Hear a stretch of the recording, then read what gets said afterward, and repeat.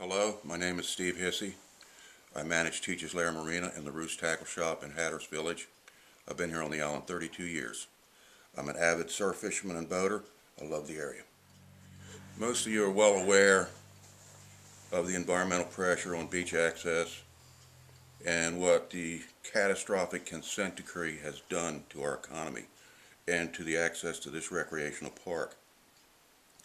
As a member of OBPA, Beach Buggy, and the Anglers Club, these three organizations have worked diligently and have tried through NEGREG, but the consent decree did a reach around, and basically our chances to come to an ORV plan were ruined.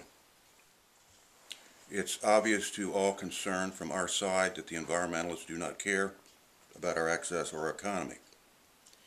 The infectious trickle-down of influence from Washington, D.C. has severely frustrated Mike Murray in what he has been trying to do. I know people think that he's anti-access and economy. I do not believe this. I've had some quality time to spend when Mike initially came to the island, physically working on adjusting accesses. He seemed very fair. I think right now his hands are tied. And in the Saturday meeting at the Anglers Club, you could see the frustration in the man's eyes.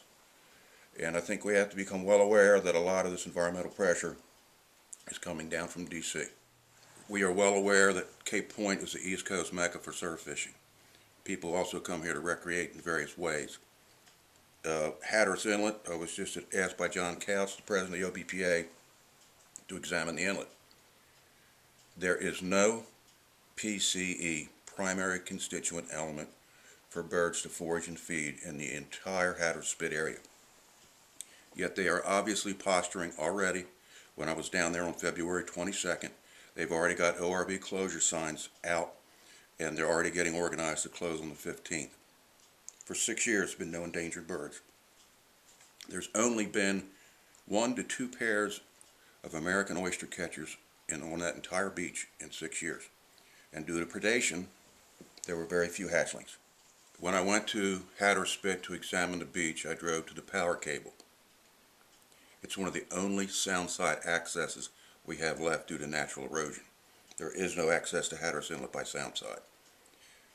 That day, before I got there, there were 2 no four-wheel drive signs put in the sand. It cut off 100 yards of access to the left of the power cable for absolutely no reason at all.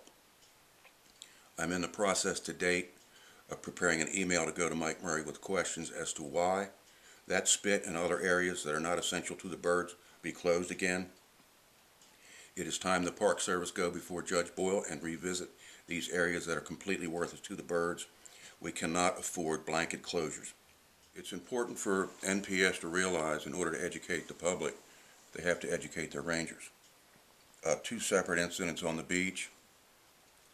A guy had the fish of a lifetime, a huge drum on False Point, a year or so ago.